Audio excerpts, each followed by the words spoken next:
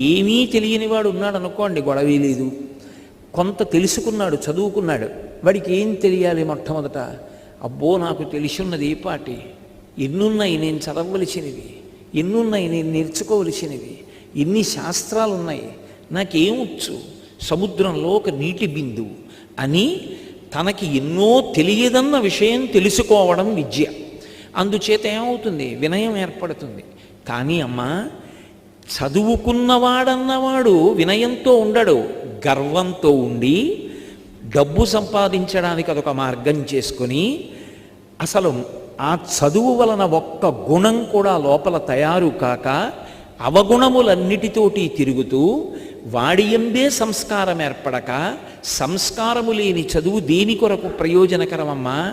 అందుచేత సరస్వతి కుజునుల యందు ప్రకాశిస్తుందేమో రాబోవు కాలంలో అని బెంగపెట్టుకున్నావా తల్లి?